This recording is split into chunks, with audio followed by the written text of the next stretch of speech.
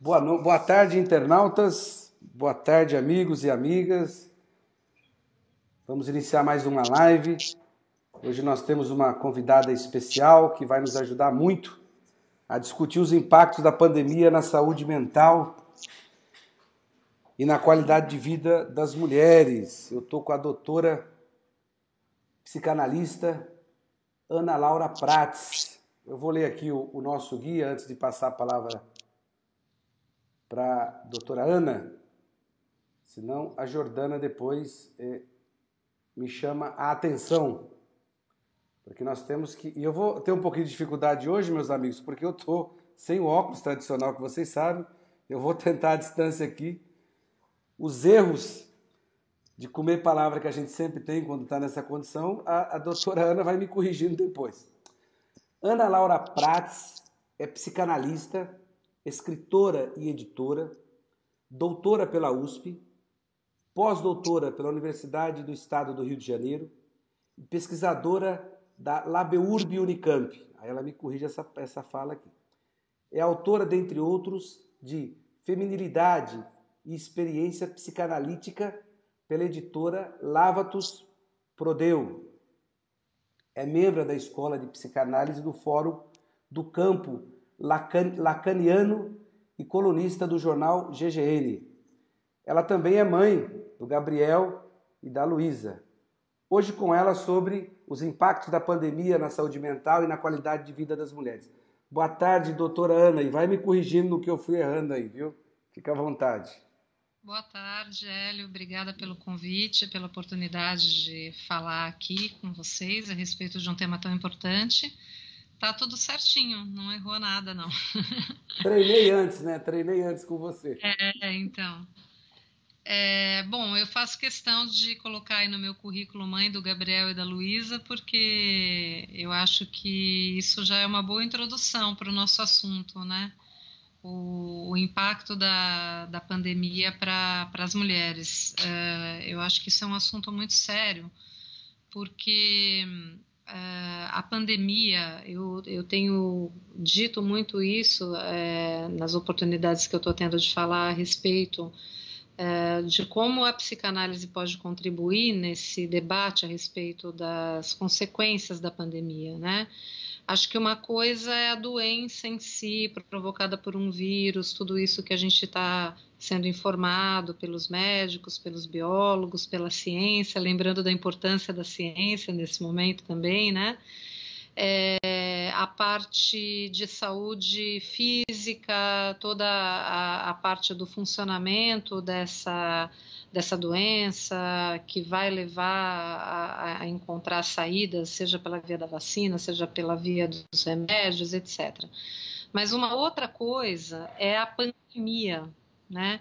Às vezes a gente não se dá conta de que a pandemia ela é um fenômeno coletivo, ela é um fenômeno social, ou seja, ela inclui o vírus que provoca um adoecimento físico, mas ela implica também em como uma determinada comunidade, como um determinado coletivo, como os países, as cidades, as populações, os seus territórios, etc., reagem, se comportam diante dessa ameaça à nossa saúde, à nossa integridade física.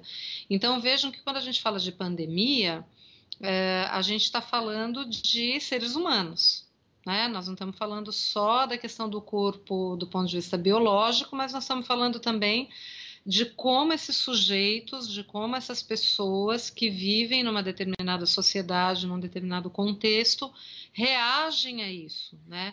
E a doença, ela não é independente disso, ela engloba todos esses aspectos, ela engloba o aspecto econômico, ela engloba o aspecto de classe, ela engloba o aspecto racial, o aspecto até educacional, comportamental e também a questão de gênero.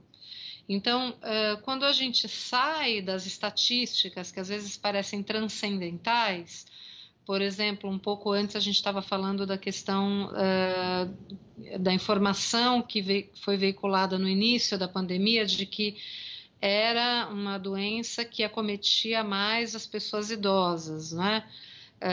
Hoje já se está relativizando também essa informação, mas no início foi divulgado isso e a gente ouviu por parte de algumas pessoas de que nós não deveríamos nos preocupar porque isso era uma coisa que só acometia idosos, né? E se falava alguma coisa em torno de 2% da taxa de mortalidade. Então isso parecia uma coisa muito distante de nós, né? Principalmente os jovens, assim, num primeiro momento, principalmente os jovens de uma determinada classe social, também é bom que se diga, né?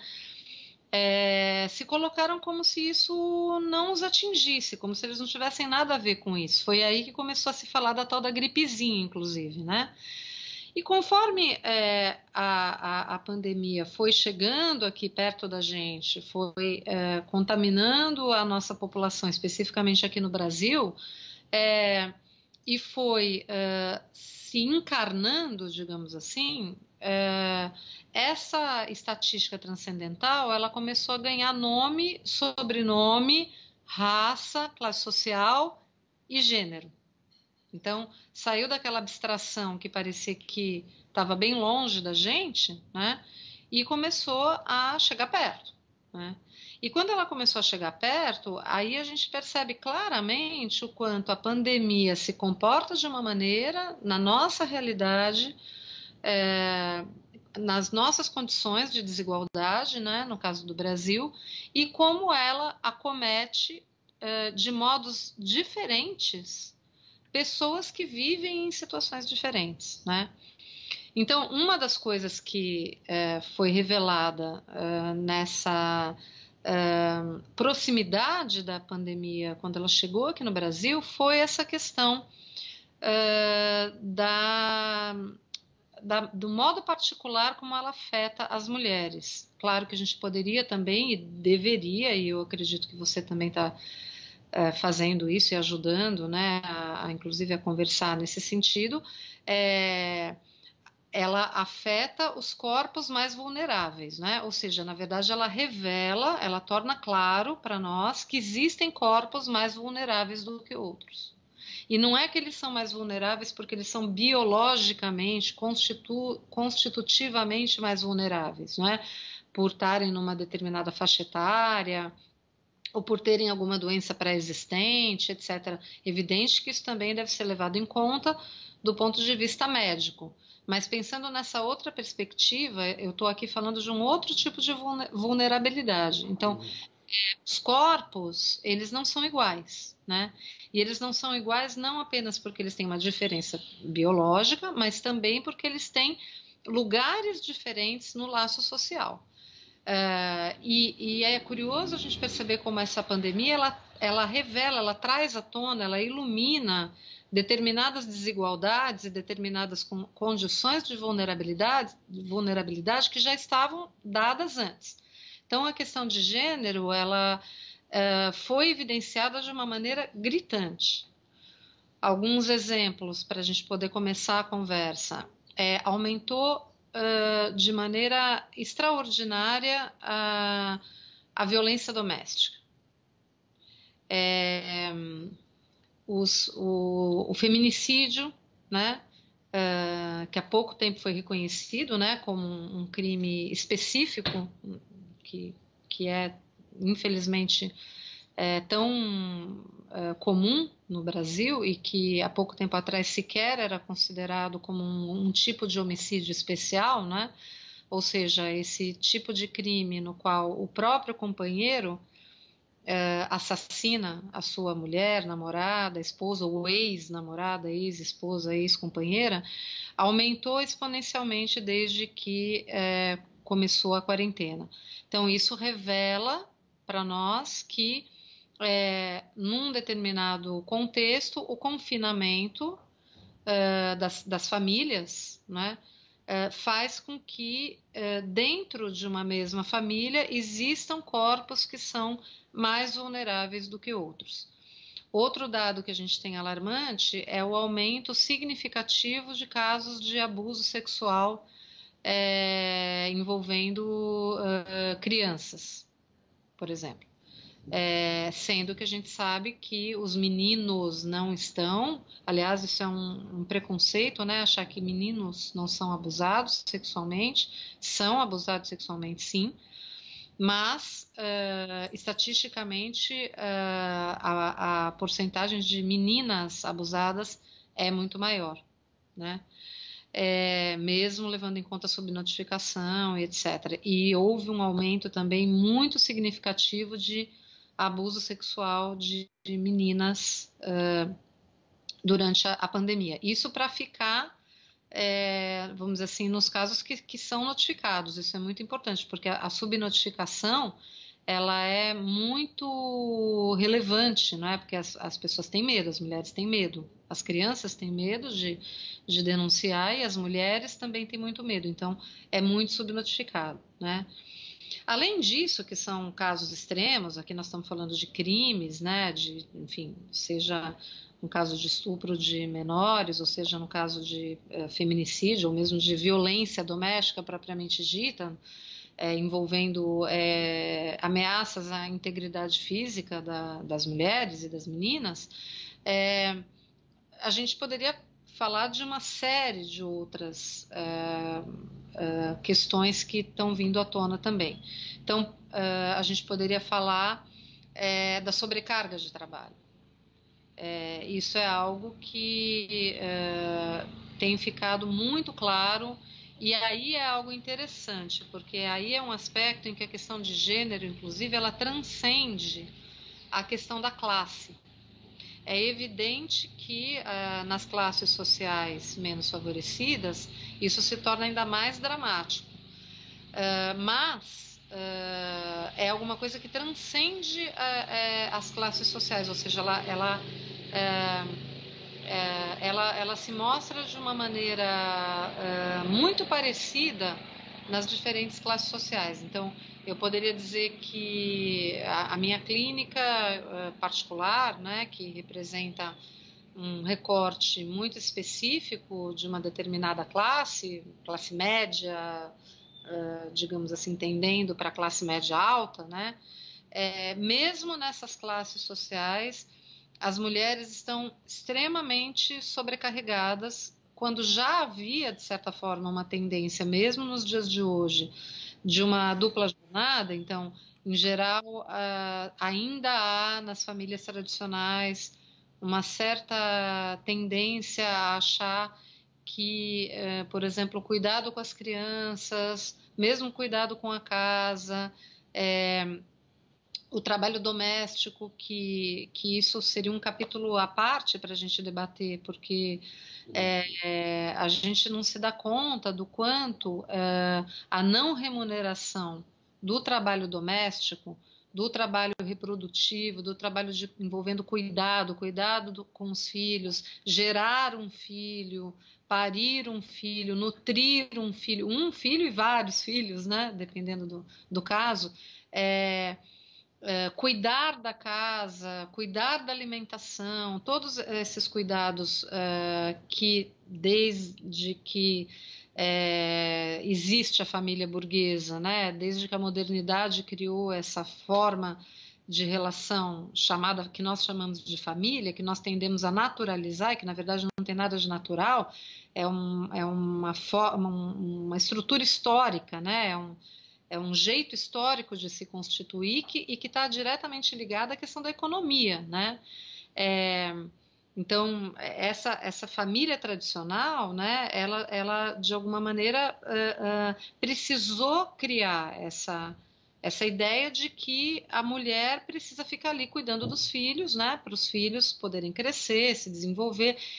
E é curioso porque ao mesmo tempo que se cria esse fundamento da família, que é essa ideia da mulher de alguma maneira reduzida a essas funções de maternidade, de cuidado, de dona da casa, né, de cuidados internos, e que também confina as mulheres, né, historicamente. É curioso como a gente não se dá conta de que isso que a gente está vivendo agora foi vivida durante séculos por mulheres, né? Durante muitos e muitos anos, as mulheres não podiam sair de casa, as mulheres ficavam confinadas em casa, cuidando da família, cuidando dos filhos, dos trabalhos domésticos, e não podiam sequer colocar o nariz para fora de casa. Quer dizer, isso que a gente está vivendo agora, essa angústia, esse sentimento de opressão, historicamente foi vivido por mulheres e isso era normalizado, né? Bem, as mulheres conquistaram depois da Segunda Guerra Mundial, principalmente na Europa e depois aqui na América Latina também, no Brasil, o direito, digamos, né, a circulação, o direito à cidade, o direito ao trabalho, o direito à independência financeira, que, curiosamente, por um certo ponto de vista, dobrou, né, o trabalho da mulher, porque ela continuou tendo toda aquela função que ela tinha, né? Ou seja, não mudou substancialmente essa ideia de que quem tem que cuidar da casa tem que cuidar dos filhos é a mulher, né? E ela, ao mesmo tempo, foi fazer tudo aquilo que os homens sempre fizeram, só que, em geral, com uma remuneração menor. E todo esse trabalho, que na verdade a gente não se dá conta de que é a base do capitalismo, quer dizer, são milhões, né? Digamos assim, um tipo de escravidão, né? A gente não se dá conta disso, quer dizer, que essa naturalização, né, que a gente com a qual a gente lida com esse fato de que as mulheres estão ali fazendo todo esse trabalho que é fundamental para a humanidade, para a sociedade, etc., e que não é remunerado, né? Ou seja, tem uma exploração aí que eu diria que é pré-capitalista, inclusive, né? Quer dizer, as mulheres são exploradas enquanto operárias, vamos dizer assim, né? Enquanto trabalhadoras, e elas são mais do que exploradas no trabalho doméstico, no trabalho de cuidado, e isso é naturalizado e a gente não percebe que isso é a base do capitalismo, né? Inclusive é a base do surgimento do capitalismo, que é a família burguesa, né? Então, isso que é, vamos dizer, estrutural, de alguma maneira, da nossa sociedade, por isso mesmo que é percebido com uma certa naturalização, porque a gente nasce, né, dessa forma e tende a achar que isso é natural, quando na verdade não é. Nessa situação de pandemia, isso ganha uma repercussão fantástica, né? Porque as mulheres, de alguma maneira, nós nos damos conta de que se constituiu uma espécie de rede de cuidados envolvendo mulheres que tem que ser visível, né?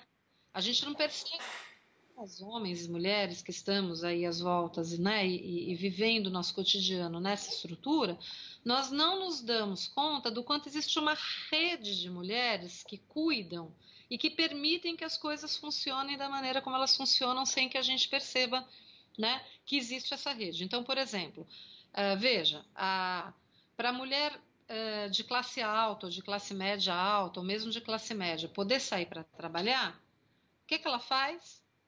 Ela deixa o seu filho, a sua família, sob os cuidados de uma outra mulher, né? Os trabalhadores domésticos, bem, praticamente na sua totalidade são mulheres, né? As empregadas domésticas, né? São mulheres. Essas mulheres, ou mesmo, digamos assim, aquelas mulheres que deixam seus filhos, preferem deixar desde bebezinho, ainda é uma minoria na classe alta brasileira isso, mas digamos, aquelas famílias que preferem deixar os seus filhos bebês pequenos e tal numa creche ou num berçário, né, no caso de pessoas que podem pagar por um berçário particular, quem são os cuidadores dessas creches e desses berçários? São mulheres, em sua imensa maioria, né? Então, essas mulheres de classe alta, ou classe média alta, ou classe média, elas para trabalharem, ou seja, para terem direito a entrar no mercado de trabalho como qualquer cidadão, né? Elas deixam os seus filhos, as suas famílias, as suas casas sob cuidado de outras mulheres que para poder trabalhar e cuidar das casas e dos filhos dessas mulheres de classes mais favorecidas, elas têm que deixar os seus próprios filhos com quem? Com as avós ou com uma rede de cuidadoras, né, ali das comunidades, ou deixando seus próprios filhos na escola ou nas creches públicas, que, por sua vez, empregam mulheres, né, em sua maioria, e toda essa rede de cuidado, que, vamos dizer assim, é um cuidado invisível, né, para que vamos dizer assim, a economia rode, né, para usar aí o termo da moda, né, para que não pare, né, para que o Brasil não pare, né, para que o Brasil não pare, tem toda uma rede de mulheres que cuida, né, que cuida das crianças, que cuidam umas das outras, né, de modo remunerado ou não, né, e isso se desmantelou, né? Isso a pandemia não a pandemia e a necessidade de confinamento, né? A quarentena, ou seja, mesmo a nossa quarentena capenga, né? Mesmo a nossa quarentena parcial, digamos assim, né? Porque como o Brasil está praticamente sem direção, cada estado, cada cidade teve que criar a sua própria fantasia de quarentena, digamos assim, ou seja, nós não estamos seguindo a Organização Mundial de Saúde, nós não estamos seguindo nenhuma orientação científica, não é, dos epidemiologistas, nenhuma orientação, vamos dizer assim, minimamente sustentada em algum tipo de conhecimento científico. Então, quando não há uma orientação comum, cada um faz aquilo que dá na telha, né? Então tem pessoas um pouco mais responsáveis, outras um pouco menos, etc. E tem toda essa diversidade, né, de versões de quarentena, né, mais ou menos rígidas, mais ou menos frouxas, enfim, uma coisa que não está acontecendo em nenhum lugar do mundo.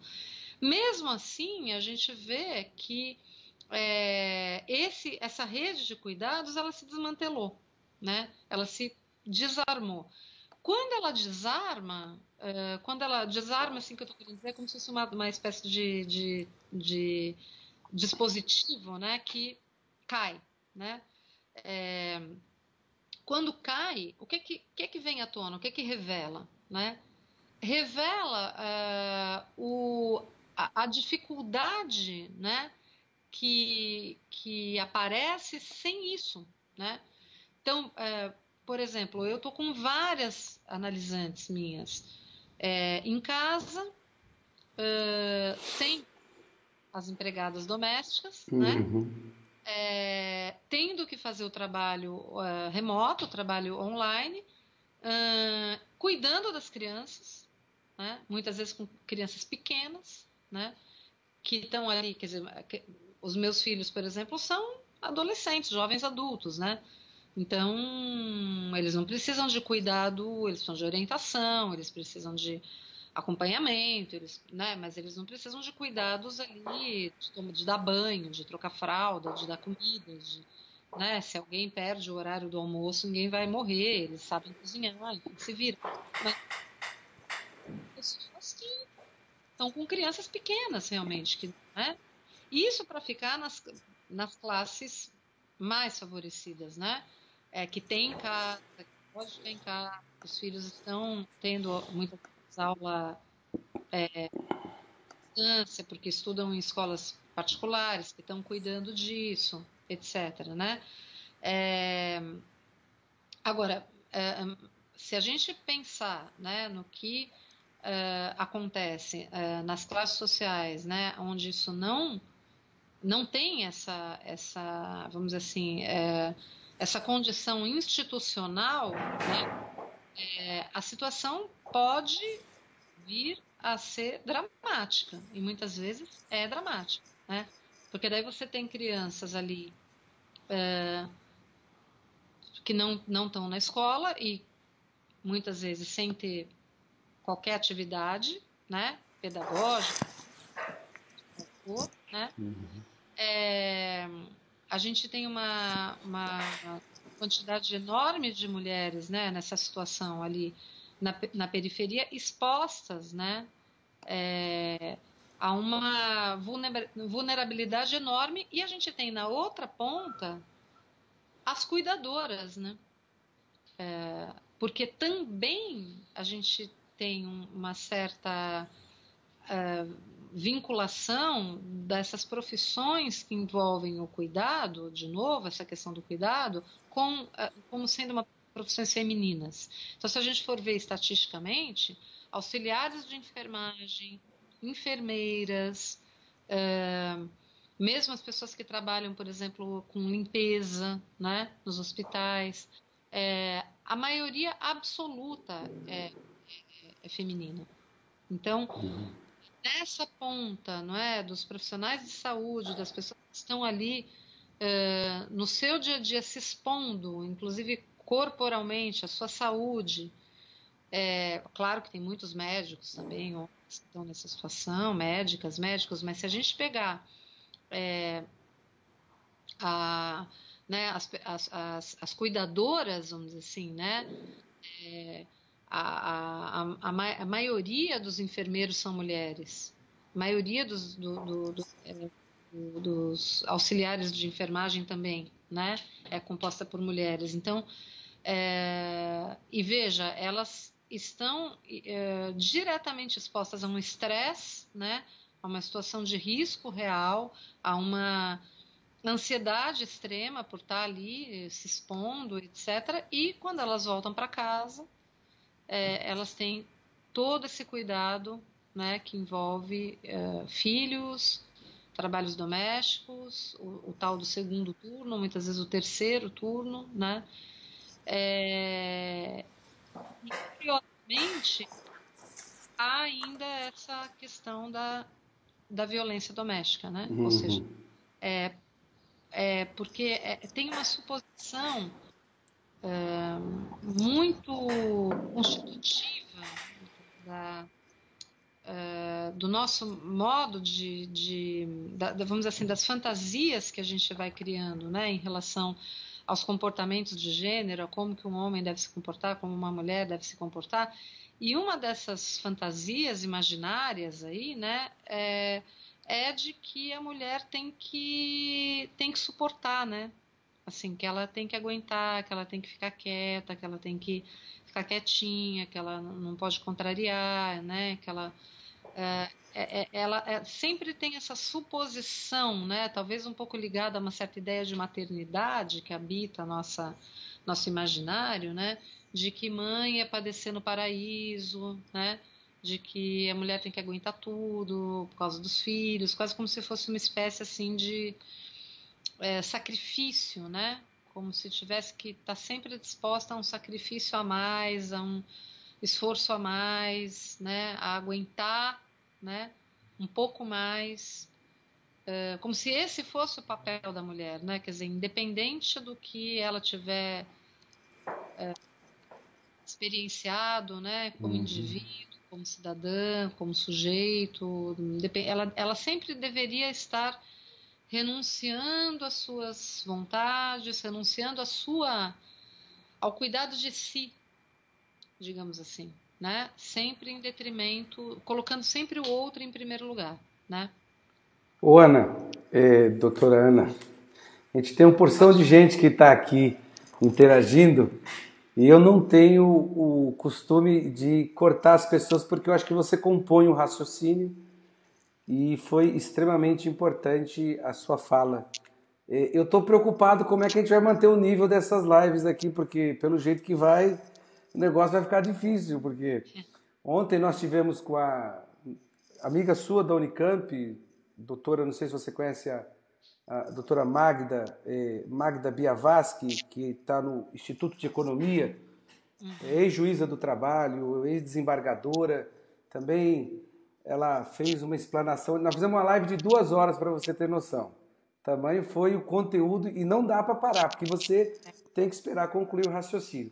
Tem um monte de gente interagindo aqui E eu já quero já que você vá pensando nessa questão de aprofundar um pouco mais o detalhamento dessa questão da mulher. Você falou, eu sou casado, eu tenho tenho três, tenho um filho que já é jovem adulto, mora em Santos, está lá concluindo a faculdade em Santos, e tenho a Catarina de 2,5 e o Matheus de 3 anos, de 8 anos.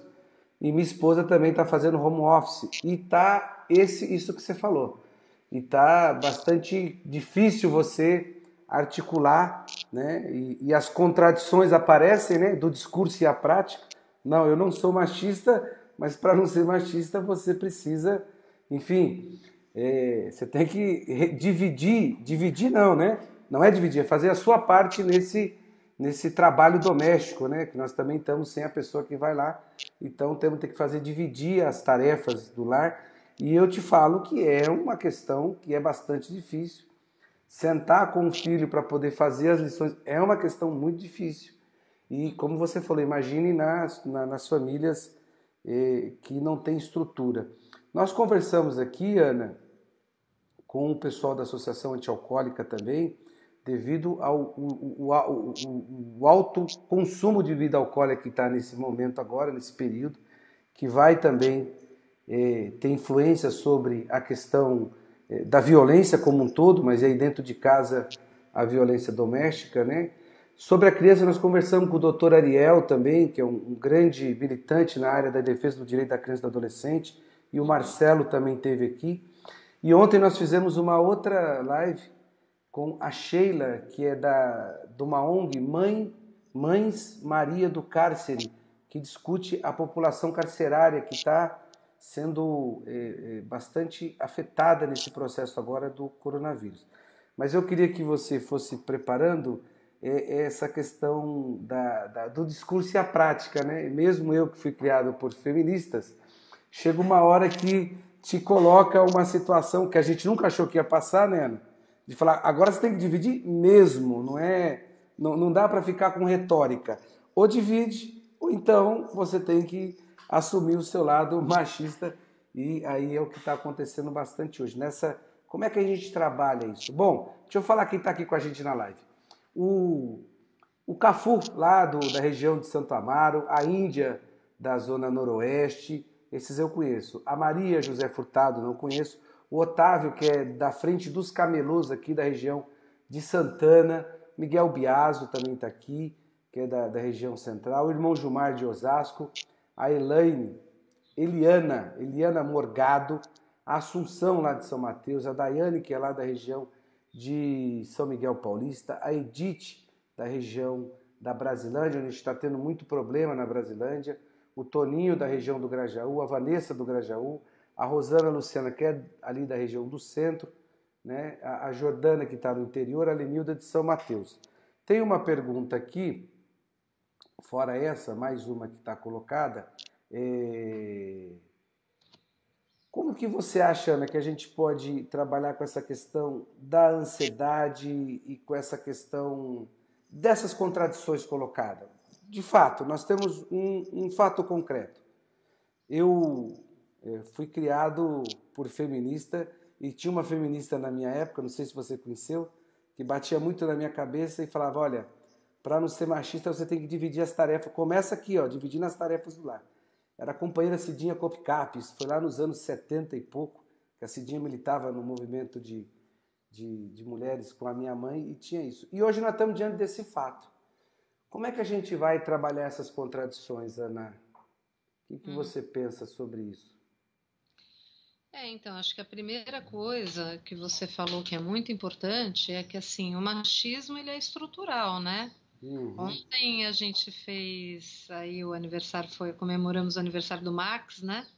E hoje nós estamos comemorando o aniversário do Freud, que são aí os dois pilares da minha formação, né? Assim, como psicanalista e como pensadora articulando com a questão da política, né? E, de fato, eu acho que assim, a grande contribuição desses dois pensadores é essa ideia de que tem coisas que nos vamos dizer assim, que estão aí determinando a modo como nós nos colocamos e que nós não nos damos conta, né? Nós somos alienados em relação a isso, né? Ou seja, nós nos constituímos a partir de outros que vieram antes da gente. Quando a gente nasce, já tem uma certa sociedade, já tem os nossos pais, a nossa família, e isso vai, de alguma maneira, nos influenciando, sem que a gente se dê conta, e a gente acaba reproduzindo alguns comportamentos, algumas posições, sem que a gente tenha plena consciência do que a gente está fazendo, né? Uma das coisas importantes assim, do processo de análise, por exemplo, é justamente a gente se dar conta dessas determinações para a gente poder fazer diferente, né? E o machismo é uma delas, né? É uma dessas determinações. Então, assim como a luta de classes é estrutural, não tem como eu, né? Tem como eu ser crítica em relação à minha classe social, isso sim, mas não tem como dizer que eu estou imune à minha classe social, né? E da mesma maneira, quer dizer, o machismo, ele tem algo estrutural, quer dizer, não tem como a gente falar que a gente não é machista como se dependesse da nossa boa vontade, né? Claro que a gente tem que estar atento e tem que procurar fazer uma autorreflexão e o tempo inteiro estar vigilante, estar numa posição crítica para a gente tentar não reproduzir essas relações reais das quais a gente participa na sociedade, né? Mas dizer que a gente está imune a isso seria no mínimo ingênuo, né? Então, o que eu acho que você está falando é importante porque talvez seja um momento interessante para a gente poder se dar conta disso. Isso que você está falando, esse exercício que você está fazendo, de você perceber o que significa realmente você tomar para si a responsabilidade dos trabalhos domésticos. Talvez, se alguns homens puderem se dar conta disso agora que eles estão sentindo na carne essa questão, talvez eles possam ser aliados da luta das feministas no sentido de passar a valorizar esse tipo de trabalho e perceber o quanto esse tipo de trabalho ele é, de novo, o pilar da sociedade, né? Esse trabalho que é o mais invisível, ele na verdade é o pilar da sociedade. Todos os homens que saem para trabalhar, né, e que podem chegar em casa e encontrar, sei lá, uma comida feita, a casa limpa, os filhos, né, ele tem que se dar conta de que por trás disso tem uma mulher, né? Tomara que a gente consiga construir uma sociedade em que isso possa ser dividido e que isso não precise estar só sobre as mulheres, né? Uma outra coisa que eu acho que é importante também que alguém falou é a questão do silêncio, né? A gente está falando muito da invisibilidade, mas eu queria falar um pouco também do silêncio. Não sei se você acompanhou uma campanha que saiu agora semana passada, circulou muito pelo WhatsApp, que mostra mulheres segurando cartazes com os números da Delegacia da Mulher, né? De onde elas podem pedir ajuda na sua cidade, no seu estado, sem som, né? Então o vídeo começa com uma mulher segurando um cartaz dizendo: esse vídeo é som para te proteger, né? De alguns anos para cá tem surgido muitas iniciativas nesse sentido. Por exemplo, você vai num bar, quando você vai ao banheiro feminino, tem lá uma plaquinha dizendo assim: se você estiver sofrendo assédio ou se o seu companheiro estiver te ameaçando, esse restaurante ele está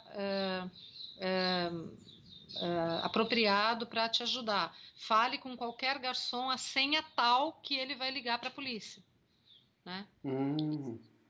Isso tem aumentado muito, assim, né? Fora do Brasil e agora no Brasil também, em vários estabelecimentos criando esse tipo de coisa, né?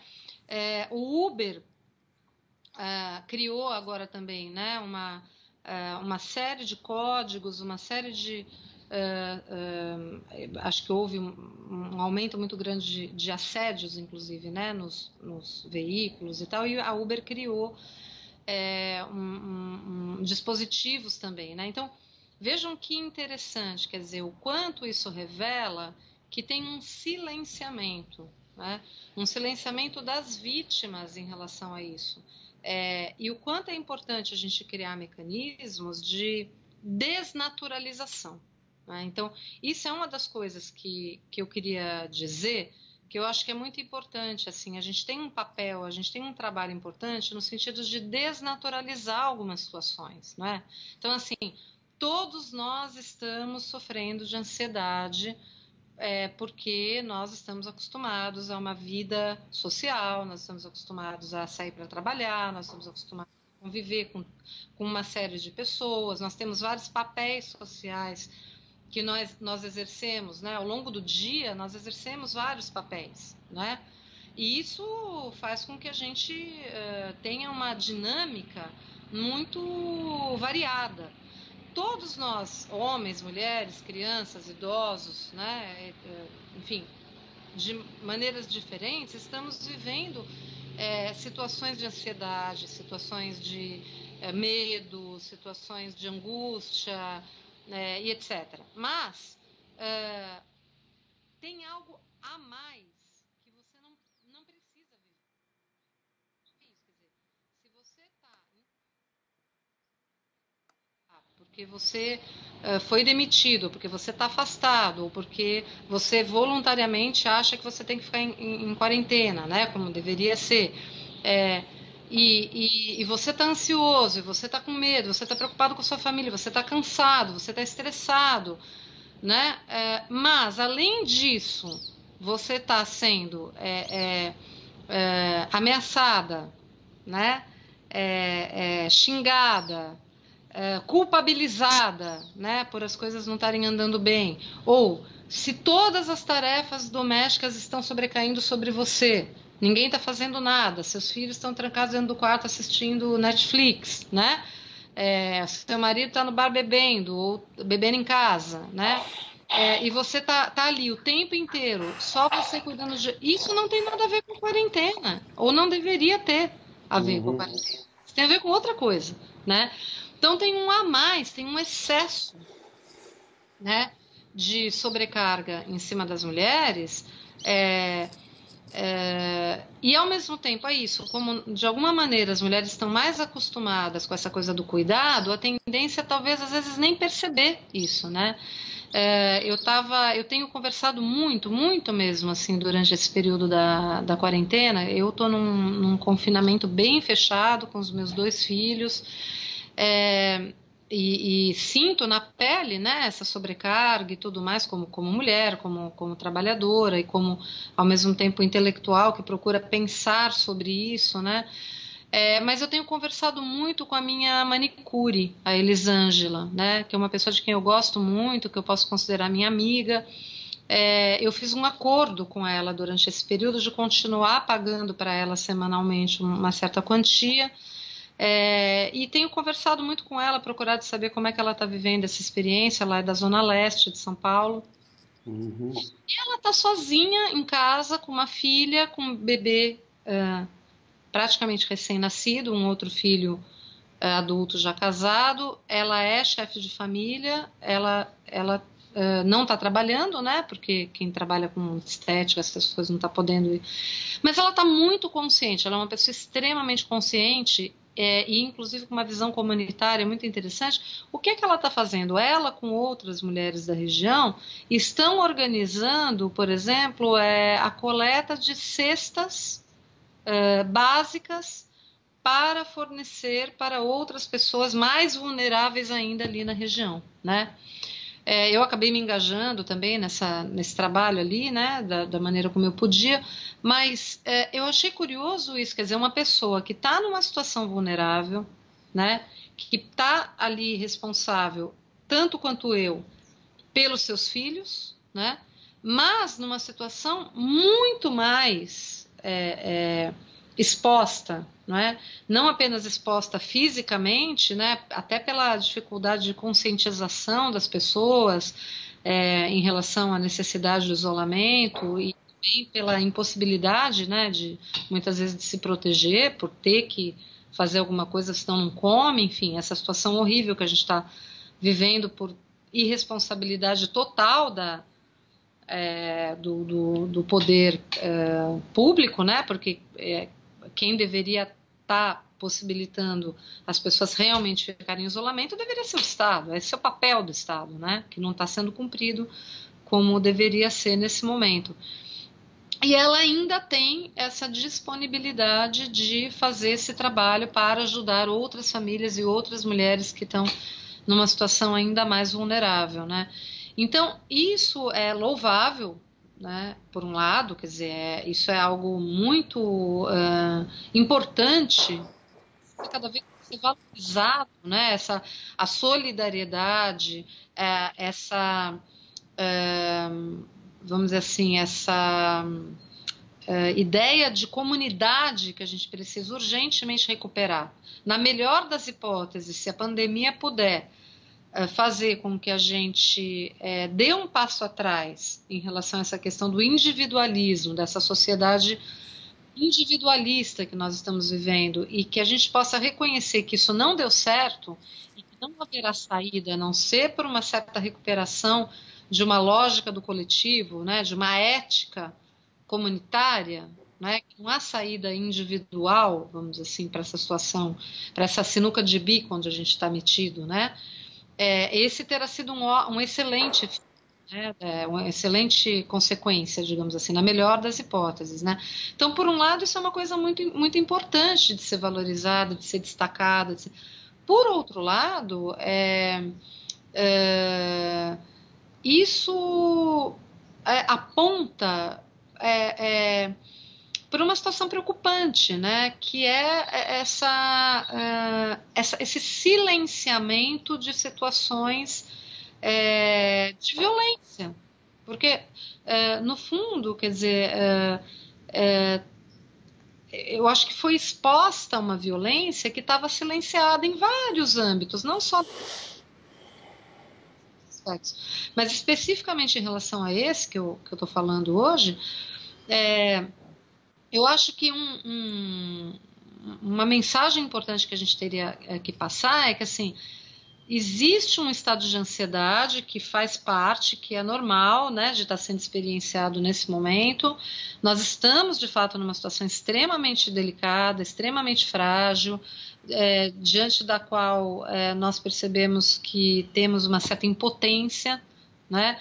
Ou seja, a gente está se dando conta de que somos mortais, de que não somos super-homens nem super-mulheres, que há um limite para a nossa negação da morte, inclusive, né, que é um outro aspecto também da nossa sociedade, né, que nega a morte, nega o adoecimento, é a sociedade da juventude, é a sociedade do desempenho, é a sociedade da produção, da produtividade, é a sociedade da imagem, né, então, de alguma maneira, isso está fazendo com que a gente tenha que revisar também essas nossas idealizações e perceber que todos somos frágeis, que todos estamos suscetíveis, que não era só uma gripezinha que pegava velhinho, e que mesmo que pegue velhinho, né, isso é um outro aspecto também que você até comentou um pouco quando a gente estava conversando antes, né, do quanto nós temos que cuidar da nossa memória, do quanto nós temos que cuidar, quer dizer, uma sociedade que não valorize a velhice,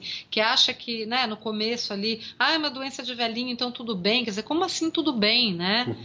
Como assim a gente não ter que cuidar daquilo que é a nossa memória?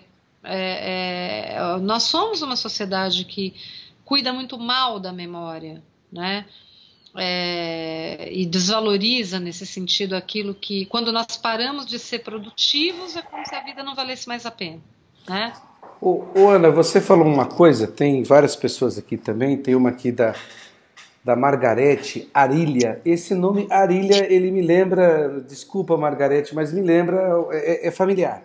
Eu vou ler aqui porque ela fez uma intervenção interessante, mas antes de lê-la, eu queria, depois que você comentasse, e nós já estamos chegando nos finalmente, e eu sei que você já tem compromisso, que você falou que, se foi isso que eu entendi, Ana, que dependendo da situação econômica da mulher, ela só agrava, isso só se agrava. Nós falamos aqui, que acho que já vai para uma outra Ana que fez a pergunta aqui na live, sobre que mudança estrutural se dá e que quando, com relação a essa questão do machismo estrutural, e você já falou isso ao longo da sua explanação, dessa questão assim, por exemplo, um exemplo de uma mãe que depois eu farei o convite a você, se você puder nos ajudar e tiver tempo também, que eu sei que a sua agenda não é fácil, mas, Ana, imagina uma mãe negra da periferia, com toda essa carga que você colocou, que geralmente são empregadas domésticas ou trabalham no ramo da cuidadoria, digamos assim, Sim. E tem um filho preso no sistema carcerário hoje.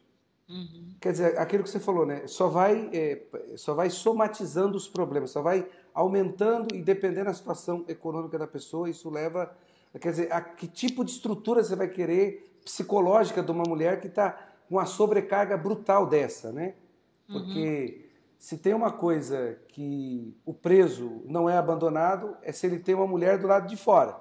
Se ele tem uma mãe, se tem uma esposa.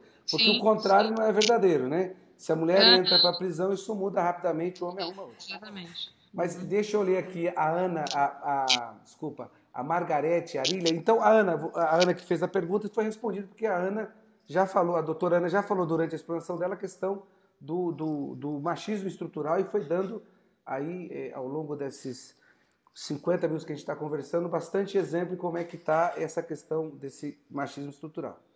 A Margarete Arilha, ela diz o seguinte: Hélio e Ana Laura, acho que vale a pena pensar que essas dúvidas do Hélio não tinham o menor espaço de existir. Ver tantas políticas acontecendo, subjetividades inquietas, políticas públicas que foram construídas e realizadas, ainda que precárias, desde o tempo de Cidinha Copicap, nos faz sentir revigoradas. Muitas coisas mudou desde então. Tenho que entender e valorizar tantos processos que existem em 5 décadas e que nos faz poder discutir isso hoje numa live. Aí a Margarete Arilha manda um parabéns. Margarete, eu vou tentar. Esse Arilha está me lembrando alguma pessoa próxima. Mas, Ana, essa questão aí da somatização dos problemas de mulheres como essa que você acabou de falar, como a sua amiga que é manicure, que você, parabenizo você por essa ação, porque eu conversei aqui com a presidenta do Sindicato das Empregadas Domésticas do município de São Paulo, em que muitas delas são diaristas e muitas delas estão em casa e eles não estão pagando, eles não estão fazendo questão. Eu também sou empregador de uma trabalhadora doméstica que está em casa com todo o pagamento, porque, enfim, nós não podemos falar uma coisa e fazer outra, né? Não podemos fazer isso. Mas que, enfim, um cenário que ele só se agrava na condição social. Marx é de 1818, maio de 1818, é isso? Sim. 1818, né? Tá lembrando aqui. 1818, tá certo. Não lembrava o dia como você, mas acho que era 1818, é isso mesmo. Foi ontem, aniversário. Então tá, Ana. Eu queria que você falasse um pouco sobre isso, desse um formato final. Agradecer demais por você ter disponibilizado o seu tempo para conversar com a gente aqui. Também estamos nos apropriando dessas ferramentas e quero lhe dizer que você deve estar na nossa live de número 60 e poucos, desde quando começou a pandemia. Então, com gente muito expressiva. É o que eu estou te falando, eu não sei como é que eu mantenho mais o nível desse negócio aqui. O repertório já está acabando, né? Então, vou ter que me virar agora. Mas, por favor, Ana. Então, primeiro eu acho que queria falar, né, a Margarete que falou essa questão, né, eu acho fundamental o que ela disse. Há pouco tempo atrás eu participei aí das comemorações da Simone de Beauvoir, né, no aniversário da Simone de Beauvoir, do segundo sexo, né, e isso é muito importante mesmo, a gente lembrar de que há relativamente pouco tempo atrás, isso que a gente discute hoje, por exemplo, da escolha pela maternidade, não era uma escolha, né? Se você nascia com útero e com ovário, o seu destino estava traçado. Você seria mãe com tudo o que implicava ser mãe naquela época, né? Que era renunciar completamente de você ter uma vida é, de realização pessoal, digamos assim, né? Realização intelectual, realização sexual, realização no trabalho e etc. Era uma renúncia, realmente, a qual as mulheres estavam condenadas. Eu insisto nisso, né? Assim, no quanto a gente não se dá conta de que é uma espécie de escravidão, né? Uma escravidão com a qual a modernidade consentiu, né? E evidentemente que quando a gente faz um recorte de classe social e ou racial, né? A gente percebe que muitos desses avanços que foram possíveis nas últimas décadas, graças ao movimento feminista, graças a essa verdadeira revolução feminista, né? É uma revolução, inclusive, que se deu de uma maneira tão paulatina e relativamente pacífica, né? Que a gente nem se dá conta de que é uma revolução, mas o mundo é outro, né? Graças ao movimento feminista. Bem, e isso faz com que, se a gente faz um recorte de classe, de raça, parece que para algumas mulheres, né, principalmente as mulheres negras, esses avanços não aconteceram, né? Uhum. Pelo menos na mesma proporção. E eu acho que é muito, muito sério, né? Queria também deixar aqui um número, se você me permite, Hélio, Opa! de quem estiver precisando de atendimento de emergência por conta dessa questão da pandemia, de atendimento em psicanálise gratuito na Escola de Psicanálise ali dos Fóruns do Campo Lacaniano, Fórum São Paulo. A gente está com um dispositivo que está oferecendo escuta emergencial para as pessoas, quaisquer pessoas que estejam precisando e que estejam se sentindo angustiadas, oprimidas, deprimidas, enfim, né, e que acharem que é importante e quiserem falar com um psicanalista, né, com pessoas com uma formação séria, rigorosa, que possam escutá-las nesse momento e depois, se for o caso de dar uma continuidade, pode encaminhá-las para, né, para outros colegas. O número é 964280193. Vocês podem falar com o Douglas, que vai encaminhar vocês para um psicanalista que possa escutá-los ou escutá-las, né, durante esse período mais crítico que a gente está passando, e depois, se for o caso, encaminhá-las ou encaminhá-los para um tratamento mais a longo prazo, né? Acho que é Ana, importante. vê se está certo o número. Deixa eu ver se está certo o número aqui. Alô? Estou te ouvindo. Deixa eu ver se está certo o número. 964280193, é isso? Isso. Ah, O nome deixa. do nosso secretário é Douglas, ele pode. Ele vai fazer o encaminhamento e é gratuito, viu? Então. Olha, já tá. Como eu. Eu vou ficar bom nisso aqui, Ana. Já tá na tela quando for no 11 964280193 com Douglas. Já tá na Isso. nossa tela aqui. É o Fórum do Campo Lacaniano de São Paulo, tá? Fora do Campo Lacaniano de São Paulo. Uma escola de psicanálise. Então, acho que é importante deixar essa possibilidade aí para quem estiver precisando, né, nesse momento. Vou passar muito para as mães Maria do Cárcere, que estão, enfim, Isso, por favor, passa sim. vou passar para ela lá, para a presidenta, que é a Sheila. Mas para suas considerações finais nessa live maravilhosa que a gente teve com você, com tanta informação, que nos brindou tanto. De ontem, Ana, de ontem à tarde até hoje, as 3 lives foram com 3 mulheres e Olha só. cada uma colocando bastante conteúdo e coisas extremamente importantes. Eu sabia disso, a Margarete Arilha, que está com a gente aqui, ela foi coordenadora da área técnica de saúde da mulher do Conselho Estadual da Condição Feminina de São Paulo. Agora, né, feito aqui o registro, Margarete, desculpa, mas o pessoal que está trabalhando com a gente rapidamente já nos ajudou e colocou aqui as informações sobre ela. Ana, é uma referência a Margarete Arilha com as feministas. Ana, pode fazer suas considerações finais. E muito obrigado pela participação. Eu acho que é agradecer essa oportunidade. Eu acredito muito nisso, né?